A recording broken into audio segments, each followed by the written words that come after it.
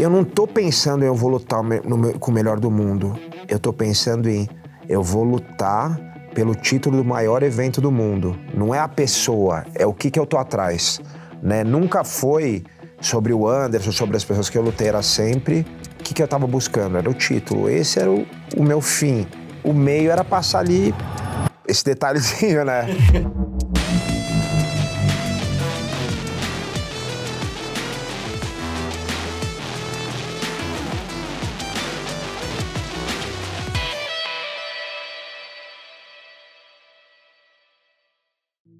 Cara, essa preparação para a luta do Anderson foi uma confusão.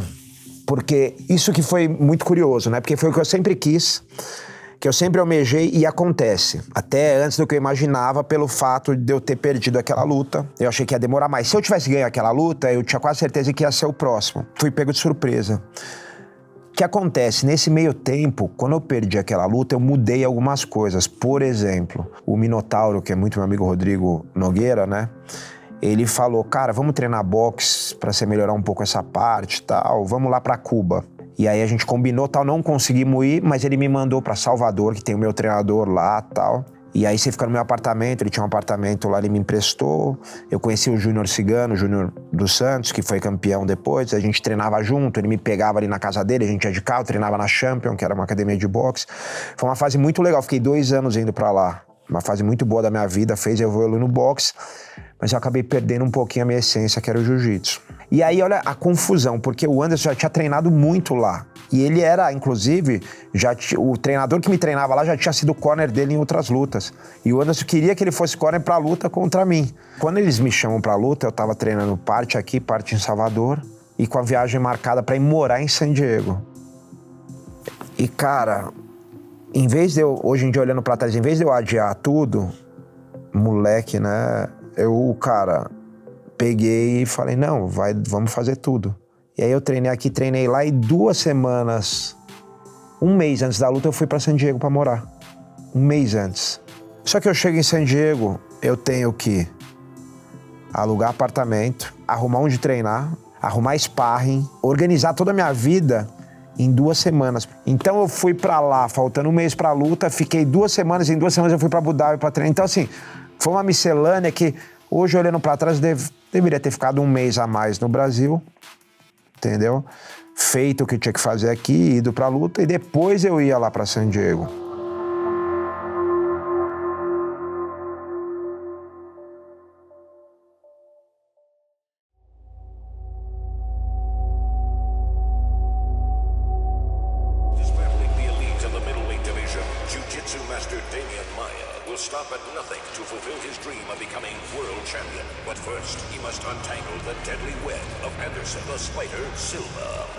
Cara, o dia da luta eu nunca ponho o relógio pra acordar. É sempre a hora que você vai tentar dormir o máximo que você puder, porque quanto mais você descansar, melhor. Né? A luta é à noite, vamos aí, né, dormir o máximo que puder. Só que você não vai conseguir dormir até tão tarde, você acorda, aí você come. E aí, cara, é o pior dia, porque você não tem muito o que fazer, a não ser esperar, porque até sexta-feira você tem o que fazer.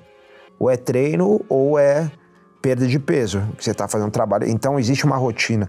E no dia da luta essa rotina fica muito aberta. E aí, cara, é horrível, porque você fica naquele medo, aquela ansiedade que todo lutador tem, até a hora de ir pro ginásio, né? Então você anda pra lá e pra cá, você sai um pouco do hotel, volta, faz, não sei o quê. Eu às vezes eu arrumava minha mala, arrumava, sabe? Ficava... Porque no dia seguinte geralmente a gente vai embora, tentava ficar arrumando, mas você faz isso muito rapidamente e acaba o que fazer. Aí você tenta ler um pouco, você tenta fazer umas coisas. Mas no fim das contas você não consegue fugir de você mesmo, né? Você vai tentar conduzir seus pensamentos para eles não serem destrutivos. Então, assim, o pensamento vai vir toda hora na sua cabeça. Eu nunca tive dúvida que eu podia ganhar em nenhuma luta da minha vida. Eu sabia que tinha lutas que eu falava, putz, essa vai ser difícil. Eu tinha o meu ponto forte ali, que era o jiu-jitsu. Eu sabia que se chegasse ali, eu falei, o cara tá ferrado. Pode ser o melhor do mundo, até porque eu tava entre os melhores do mundo, eu sabia que eu tinha muita confiança, né? Mesmo lutas como o Anderson, que eu sabia que era muito difícil, que ele era o favorito, mas eu falei, cara, se chegar onde eu quero chegar, acabou. Mas isso não impede que você tenha medo, porque ele também pode chegar onde ele quer chegar, né? passa na cabeça aí, se ele fizer isso, eu vou fazer isso, se eu fizer isso, eu vou fazer isso. E aí você tenta repassar algumas partes táticas ali dentro da sua cabeça, né? Bom, se ele andar pra cá, eu ando, aí eu posso fintar aqui, tentar entrar em queda, se não der, eu vou andar pra cá, eu vou tentar jogar um soco pra fazer isso. E aí, só que você também não pode deixar isso ficar over, não ficar o tempo todo pensando nisso, senão te desgasta muito. Aí você tenta se distrair, vai comer com o pessoal da equipe, fala de outras coisas, dá risada. A hora que eu chego lá, você olha, você vê o público, vê o clima, mas a partir do momento que eu tô entrando na luta, acabou. Aí é só visão de túnel e olhar o octógono lá no fundo. Eu entrei antes, né, porque ele era o campeão, e esperar e, cara, se preparar pra tempestade.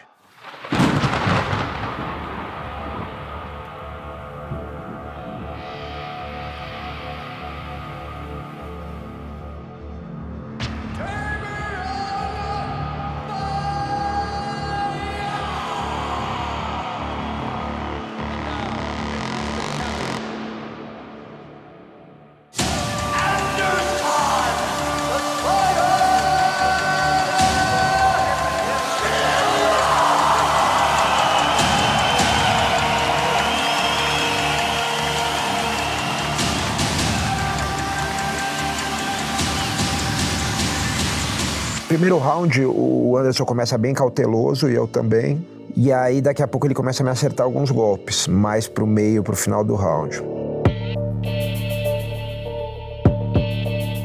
E aí ele começa a ficar seguro, porque eu entrei com uma estratégia errada de jogar tecnicamente com ele em pé, que é uma estratégia que era boa pra ele. É igual se ele quisesse jogar tecnicamente jiu-jitsu comigo, luta agarrada, né? Se acontecesse um agarre, ele teria que fazer o menos técnico possível pra sair dali.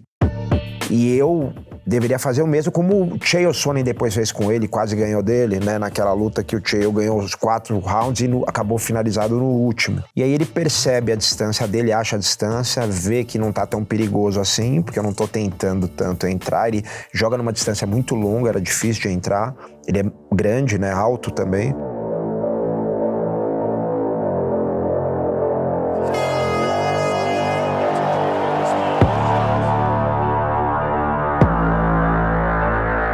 Segundo round, cara, ele se solta e começa a imprimir ritmo e eu falei, nossa. E agora, cara? Aí falei, cara, ele vai me nocautear, porque eu não tô me achando e cada jab dele parecia uma pedrada.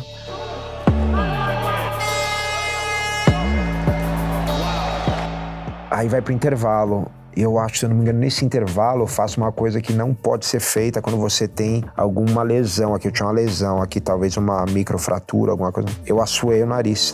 Quando você assua o nariz e existe alguma fraturazinha aqui, o ar vem pro olho.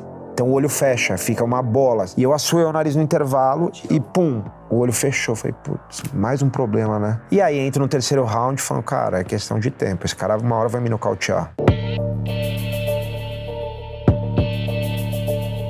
Eu pensei, falei, cara, eu acho que se não acontecer alguma coisa, esse cara vai me nocautear. E pela primeira vez eu tive medo de perder. Eu nunca tive isso antes e nunca mais eu tive depois. Essa luta, a hora que vai de segundo pro terceiro, eu falei, ainda tem 3 rounds nesse ritmo, cara, não sei se eu... Ele vai acabar acertando uma hora. Eu vou pro terceiro round com essa mentalidade, pela primeira vez com um medo. E aí começou e, cara, e a mesma coisa. Aí quando deu metade do round, eu falei, quer saber? Ele vai me nocautear mais cedo ou mais tarde. Eu vou tentar mudar, fazer alguma coisa. E é nessa hora, eu finto que eu vou com a mão na perna dele e subo com um cruzado. E aí pega em cheio, eu lembro do barulho pegando aqui, cara. Mas a mão pegou muito em cheio de assim, eu senti o impacto na minha mão. O que foi até ruim, porque se pega um pouquinho mais de raspão no queixo, poderia ter derrubado ele. Sacudiria mais o cérebro, né? E ele dá uma risada e faz assim, depois até me fala, cara, o Anderson, toda vez que ele toma um golpe que ele sente, ele dá uma risada e faz assim, mesmo quando ele tá tonto, porque é a malandragem do cara que a gente fala o striker, né? O trocador. O cara tem essa malandragem, igual tem as minhas ali na luta agarrada. A partir desse momento, a impressão que eu tenho é que ele fica com medo. Porque ele começa a não se soltar, meio que só correr. Até então tinha ganho 3 rounds, mesmo com esse bom momento meu, ele tinha ganho 3 rounds. Então ele sabia que ele não precisava arriscar. E eu senti que ele estava com medo.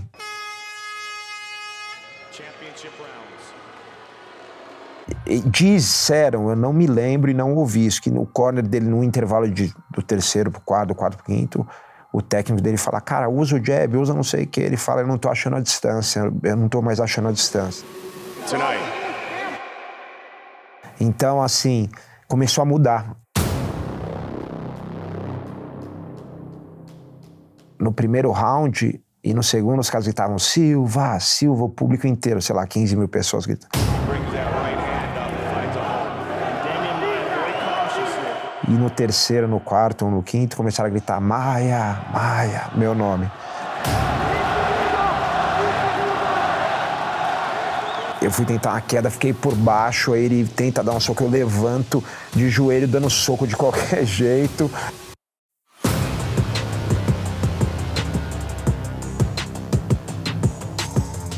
E aí a luta vai pro final e ele acaba ganhando por pontos. Eu até acho que eu fui melhor no quarto e no quinto round, porque ele correu mais.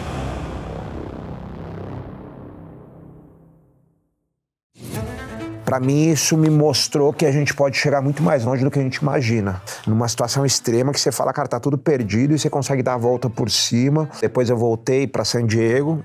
Fiquei poucos dias, já vim para São Paulo, porque eu tinha que fazer alguns programas de TV aqui junto com ele. Até a gente foi no Faustão, que era uma coisa absurda na época, né? O MMA tava começando a aparecer no Brasil.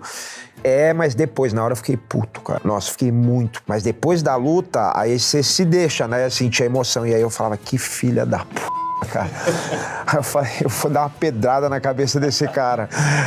E aí depois a repercussão, né? Porque no fim ele acabou sendo como vilão dessa luta, por ter feito isso e não ter conseguido me nocautear. E eu por ter dado a volta por cima, a repercussão no fim foi muito boa pra mim. E como eu falei, não só as pessoas do meio reconhecendo, mas também de fora, tal. Hoje, olhando pra trás, e não é pra fazer média, mas eu sou grato ao Anderson por ter tido aquela oportunidade de lutar com ele, ter lutado com o cara que talvez, para algumas pessoas, o melhor de todos os tempos, no auge do auge dele, sendo o melhor de todos os tempos, não pegar ele depois no fim da carreira. E tudo que aquilo trouxe para mim, aquela luta, né? Aquela luta me trouxe muita coisa, não só do mundo externo, mas de autoconhecimento também. Então, cara, não tem como eu não ser grato à pessoa que tava comigo ali participando daquilo. E erros e acertos todo mundo comete, entendeu? Então, isso aí é uma besteira.